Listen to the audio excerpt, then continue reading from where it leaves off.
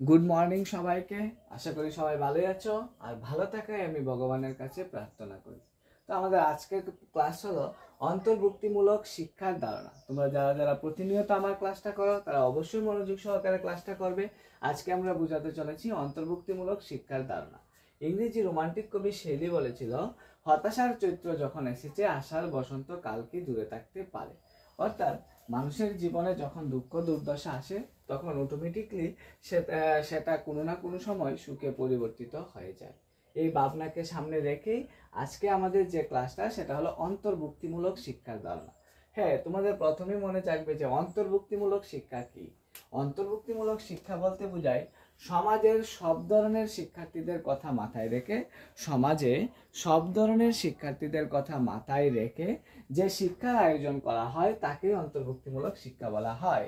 সাধারণত কি হলো, সমাজের সব ধরনের শিক্ষার্থীদের কথা মাথায় রেখে যে শিক্ষার আয়োজন করা হয় তাকে বলা হয় কি অন্তর্ভুক্তিমূলক শিক্ষা। অন্তর্ভুক্তিমূলক শিক্ষা হলো এমন একটি শিক্ষা ব্যবস্থা যেখানে একটি সম্প্রদায়ের সব শিশু, এমনকি সেই শিশুদের কেউ কেউ যদি মানসিক, শারীরিক অথবা অন্য কারণে বিশেষ চাহিদা সম্পন্ন হয় তাহলেও সবাই একত্রে শিক্ষা গ্রহণের সুযোগ পায়। তাহলে আমরা বুঝতে পারলাম যে অন্তর্ভুক্তিমূলক শিক্ষা বলতে কি বোঝায়। অন্তর্ভুক্তিমূলক শিক্ষা বলতে বোঝায় কি যে সকল শিশুদের কথা, শিক্ষার কথা মাথায় রেখে যে শিক্ষা ব্যবস্থা গঠন করা হয়। তাছাড়া অন্তর্ভুক্তিমূলক শিক্ষা হলো এমন একটি শিক্ষা ব্যবস্থা যেখানে একটি সম্প্রদায় সব শিশু, এমনকি শিশুদের কেউ কেউ যদি মানসিক, শারীরিক অন্য কারণে বিশেষ চাহিদা সম্পন্ন হয় তাহলেও সবাই একত্রে শিক্ষা গ্রহণের সুযোগ পায়। তাছাড়া অন্তর্ভুক্তিমূলক শিক্ষার মূল লক্ষ্য হলো স্বাভাবিকীকরণ, মানে অপেক্ষাকৃত কম প্রতিবন্ধী শিশুদের স্বাভাবিকীকরণ ও একীভবনের মাধ্যমে সাধারণ বিদ্যালয়ের পরিবেশে আত্মীকরণের ব্যবস্থা হলো অন্তর্ভুক্তিমূলক। অর্থাৎ যারা বিশেষভাবে প্রতিদ্বন্দ্বী নয়, সাধারণ প্রতিদ্বন্দ্বী, তাদেরকে সাধারণ স্কুলে পড়াশোনা করা হবে। সবার সঙ্গে পড়াশোনা করানোর যে একটা বিদ্যালয় স্থাপন করা হয় বা পরিবেশ গড়ে তোলা হয় সেটাকে বলা হয় অন্তর্ভুক্তিমূলক শিক্ষা।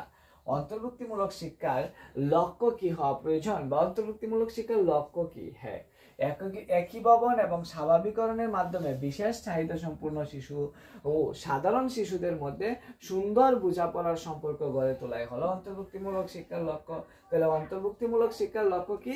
একীভবন এবং স্বাভাবিকরণের মাধ্যমে বিশেষ চাহিদা সম্পূর্ণ শিশু ও সাধারণ শিশুদের মধ্যে একটা সুন্দর কি বোঝাপড়ার সম্পর্ক গড়ে তোলাই হলো কি অন্তর্ভুক্তিমূলক। তারপর হলো মিনিস্টার্মিং এর ফলে বিশেষ চাহিদা সম্পূর্ণ শিশুদের শিখনের পারদর্শিতা ঘটলে শিখন বাধা দূর করে সেই অন্তর্ভুক্তিমূলক শিক্ষা। অর্থাৎ মেইনস্টার্মিং এর ফলে বিশেষ চাহিদা সম্পূর্ণ শিশুদের শিখনের পারদর্শিতা ঘটলে শিখনের বাধা দূরীকরণ করে, মানে তাদের মধ্যে যে শিক্ষার বাধা থাকে সেই বাধাটা দূরীকরণে সহায়তা করে কি অন্তর্ভুক্তিমূলক শিক্ষা।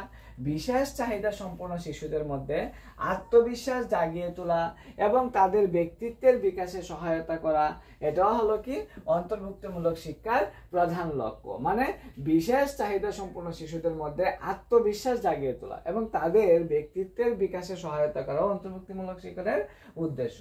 তাছাড়া সাধারণ শিশুদের যে ধরনের শিক্ষা ও শিক্ষামূলক অভিজ্ঞতা আদান প্রদানের সুযোগ আছে সেই সুযোগ বিশেষ চাহিদা সম্পন্ন শিশুদের কাছে পৌঁছে দেওয়া। অর্থাৎ সাধারণরা যে ধরনের সুযোগ সুবিধা পায় সেই সুযোগ সুবিধা বিশেষ চাহিদা সম্পন্ন শিশুদের কাছেও কি করে দিতে হবে? পৌঁছে দিতে হবে। এটাই হলো কি অন্তর্ভুক্তিমূলক শিক্ষার লক্ষ্য। এবার আসছে অন্তর্ভুক্তিমূলক শিক্ষার দর্শন। হ্যাঁ, দর্শন কি? দর্শন হলো জাতি, ধর্ম, বর্ণ, সংস্কৃতি, লিঙ্গ অথবা প্রতিবন্ধকতা নির্বিশেষে প্রত্যেক শিশুর সর্বজনীন শিক্ষা লাভের সমান অধিকার আছে।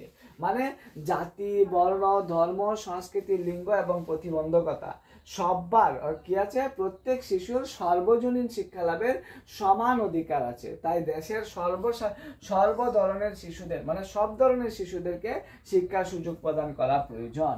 এটাই হলো কি অন্তর্ভুক্তিমূলক শিক্ষার দর্শন। তাহলে আমি অবশ্যই বুঝাতে পারলাম জায়গাটা যে জাতি, ধর্ম, বর্ণ, সংস্কৃতি, লিঙ্গ অথবা প্রতিবন্ধকতা এর সবারই কি আছে? সমান সুযোগ সুবিধা আছে সেই অন্তর্ভুক্তিমূলক শিক্ষার কি ব্যবস্থার মধ্যে। দেশের সব ধরনের শিশুদের শিক্ষার সুযোগ প্রদান করে দেয় অন্তর্ভুক্তিমূলক শিক্ষা। এবার হলো অন্তর্ভুক্তিমূলক শিক্ষার নীতি। অন্তর্ভুক্তিমূলক শিক্ষার নীতি হলো কি, সমাজের সব নাগরিকের শিক্ষা গ্রহণের যে সাংবিধানিক অধিকার রয়েছে তা প্রতিষ্ঠা করা। মানে সমাজের সব নাগরিকের শিক্ষা গ্রহণের যে সাংবিধানিক অধিকার রয়েছে সেটা কি করা, প্রতিষ্ঠা করা হলো অন্তর্ভুক্তিমূলক শিক্ষার নীতি। এবার হলো অন্তর্ভুক্তিমূলক শিক্ষার প্রয়োজনীয় পরিষেবা। কি কি পরিষেবা থাকে অন্তর্ভুক্তিমূলক শিক্ষার মধ্যে? অন্তর্ভুক্তিমূলক শিক্ষার মধ্যে যে প্রয়োজনীয় পরিষেবাগুলি রয়েছে তার মধ্যে উল্লেখযোগ্য হলো প্রতিবন্ধী শিশুদের জন্য প্রয়োজনীয় নির্দেশনা কৌশলের পরিকল্পনা করা, তাছাড়া শিক্ষাদানের বিষয়গুলি সঠিকভাবে নির্ধারণ করা, আবার পাঠ্যক্রমিক কার্যক্রমের পাশাপাশি সহপাঠক্রমিক কার্যাবলীর ব্যবস্থা করা, আবার নিয়মিত শিক্ষার্থীদের বাড়ির কাজ দেওয়া এবং সেগুলি সময় মতো সংশোধন করে দেওয়া, তাছাড়া রয়েছে শ্রেণীর শৃঙ্খলা যাতে বজায় থাকে তার জন্য প্রয়োজনীয় ব্যবস্থা করা। তোমাদের যদি বুঝতে অসুবিধা হয় তাহলে অবশ্যই কিন্তু আমাকে জানাবে। উপযুক্ত মূল্যায়ন ব্যবস্থা পরিচালনা করা, শিশুদের সাফল্য সম্পর্কে নিয়মিত খোঁজ খবর নেওয়া, তাছাড়া সঙ্গী শিক্ষণের মাধ্যমে প্রতিবন্ধী শিশুদের শিক্ষার সুযোগ ত্বরান্বিত করা, এগুলিও হলো কি অন্তর্ভুক্তি শিক্ষার প্রয়োজনীয় পরিষেবা।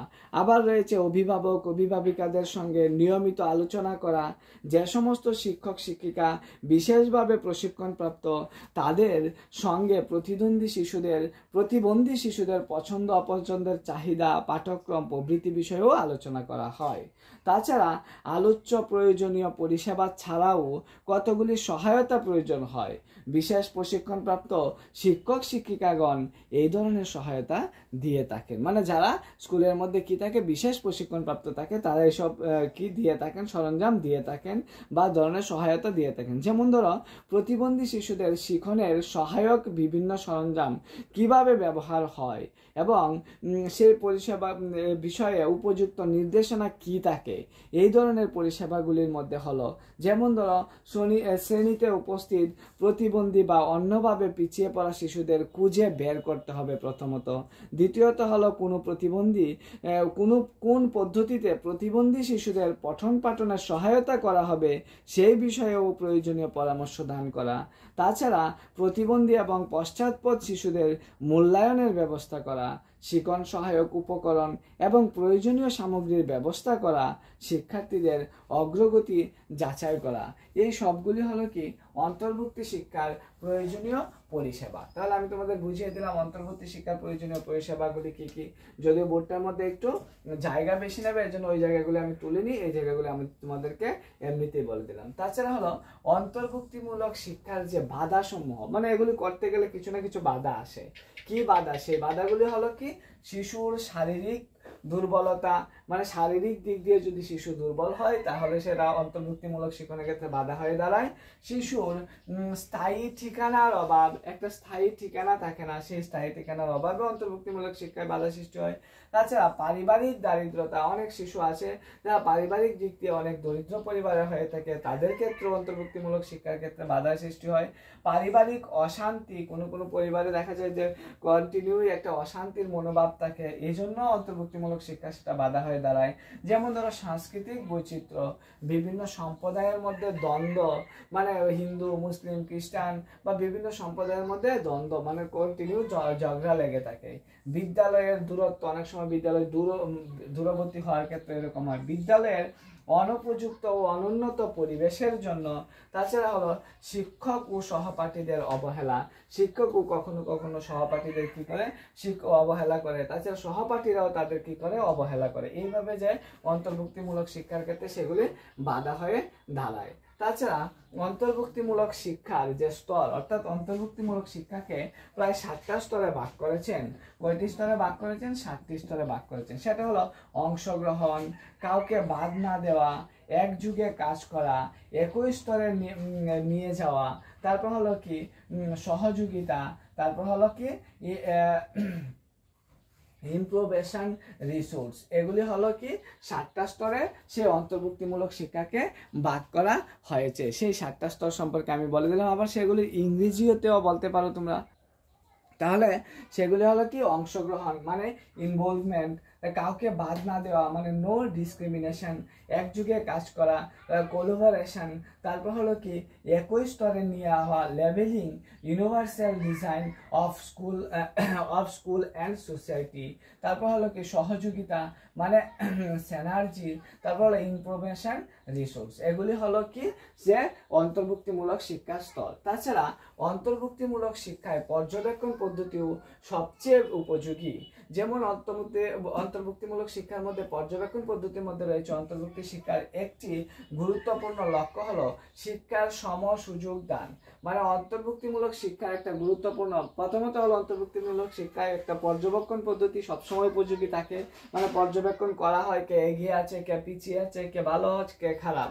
তারপর হলো কি অন্তর্ভুক্তিমূলক শিক্ষার একটি গুরুত্বপূর্ণ লক্ষ্য হলো শিক্ষার সম সুযোগ দান, মানে সবাইকে সুযোগ দান দিতে হবে, ঠিক আছে, সবাইকে সুযোগ দিতে হবে একই সঙ্গে। তারপর হলো কি অন্তর্ভুক্তিমূলক শিক্ষার একটি গুরুত্বপূর্ণ লক্ষ্য। তারপর হলো সমন্বিত শিক্ষার ধারণা থেকে এসেছে মেইনস্ট্রিমিং, মানে সমন্বিত শিক্ষার ধারণা থেকে মেইনস্ট্রিমিং এর উৎপত্তি হয়েছে। এই অন্তর্ভুক্তি শিক্ষার কথা কাজে লাগিয়ে যে বা এই অধ্যায়টা থেকে যে শিক্ষা গ্রহণগুলি করা হয়েছে, অর্থাৎ যে অ্যাক্টগুলি প্রবর্তন করা হয়েছে, যেমন ধরো জমিটিএনএ গঠন করা হয়েছে the world conference of education for all, the world conference on education for all, এটা হলো 1990 খ্রিস্টাব্দে গঠন করা হয়েছে। তারপর হলো সেলমানতে দেখা গেল যে সেটা the world conference of special needs for education, special need for education, সেটা 1994-এ কি করা হয়েছে, অনুষ্ঠিত হয়েছে। তারপর নিউ দিল্লিতে হয়েছে কি the world conference on mental relation, the world conference on mental relation, সেটা 1994 খ্রিস্টাব্দে কি করা হয়েছে, অনুষ্ঠিত হয়েছে। তারপর হলো ডিসএবিলিটি অ্যাক্ট, সেটা 1995 খ্রিস্টাব্দে মানে 1995 খ্রিস্টাব্দে অনুষ্ঠিত হয়েছে। তারপর হলো ঢাকার মধ্যে হলো the world conference special need education, the world conference special need education, সেটা 2000 খ্রিস্টাব্দে গঠন করা হয়েছে। তারপর হলো ministerial conference on education for all, সেটা কি ব্রাজিলে অনুষ্ঠিত হয়েছে, সেটাও 2000 খ্রিস্টাব্দে অনুষ্ঠিত হয়েছে। তো মিনিস্টারিয়াল কনফারেন্স অন এডুকেশন সেটা ব্রাজিল ফর অল, সেটা ব্রাজিলে গঠন করা হয়েছে, সেটাও কত খ্রিস্টাব্দে, 2000 খ্রিস্টাব্দে। তারপর রাইট ফর এডুকেশন অ্যাক্ট, সেটা 2009 খ্রিস্টাব্দে গঠন করা হয়েছে, রাইট ফর এডুকেশন অ্যাক্ট, সেটা 2009 খ্রিস্টাব্দে গঠন করা হয়েছে। তো এই অধ্যায় থেকে কয়েকটা সম্পূর্ণ নাম বা ফুল ফর্ম তোমাদের জানতে হবে। সেই ফুল ফর্ম গুলি হলো কি, যেমন আই ইনক্লুসিভ এডুকেশন, আইই এর ফুল ফর্ম হলো ইনক্লুসিভ এডুকেশন। SSA সেটা হলো সর্বশিক্ষা অভিযান, SSA সেটা হলো Sarva Shiksha Abhiyan. DIET district institute of educational training, district institution of educational training. তারপর হলো DLRU সেটা হলো district level resource of organisation, DLRU district level resource of organisation.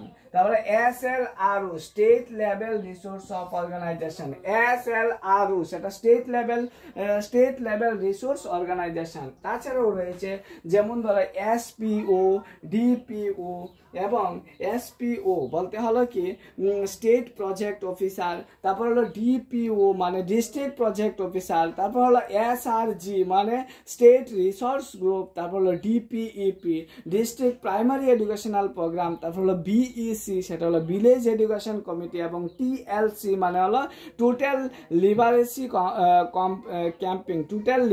Camping, এবং NGO নন গভর্নমেন্ট অর্গানাইজেশন। এগুলি তোমাদের এই অধ্যায়ের মধ্যে শিক্ষার বিষয়বস্তু, যতটুকু আমার সামর্থ্যের মধ্যে ছিল। তোমরা যারা যারা এই ক্লাসটা দেখেছো, যদি কোনো জায়গায় অসুবিধা হয়ে থাকে তাহলে অবশ্যই আমাকে কিন্তু জানাবে। আর তোমরা যারা যারা দেখতে অসুবিধা হয়েছে তার জন্য আমি তোমাদের সামনে করে এই জিনিসটা এনে দিচ্ছি, তোমরা অবশ্যই সেগুলি দেখবে। সেগুলি হলো কি, যারা যারা দেখতে পাচ্ছ না তাদেরকে বলছি, যদি তোমাদের কোনো ক্লাসটার মধ্যে অসুবিধা হয়ে থাকে তাহলে অবশ্যই তোমরা কিন্তু কমেন্ট করে জানাবে, কারণ তোমাদের কমেন্টের উপরে আমি পরবর্তী ক্লাসটা করার সুযোগ পাই। এই জন্য সকলকে বলছি, তোমরা যারা যারা দেখতে পারোনি তারা অবশ্যই কিন্তু ক্লাসটা জানাবে। সেই অন্তর্ভুক্তিমূলক শিক্ষা সম্পর্কে যা যা ঘটনা হয়েছে, বা অন্তর্ভুক্তিমূলক শিক্ষা কাকে বলে, অন্তর্ভুক্তিমূলক শিক্ষার লক্ষ্য কি, অন্তর্ভুক্তিমূলক শিক্ষার দর্শন কি, সেই সম্পর্কে আমি তোমাদেরকে বোঝানোর চেষ্টা করেছি। তোমাদের যদি ক্লাসটা বুঝতে অসুবিধা হয় তাহলে অবশ্যই আমাকে কমেন্ট করে জানাবে, এবং ক্লাসের প্রত্যেকটা বিষয় মনোযোগ সহকারে শুনবে। যে জায়গায় অসুবিধা রয়েছে সেই জায়গায় আমি পরবর্তী ক্লাসে সুন্দরভাবে বুঝিয়ে দেওয়ার চেষ্টা করব।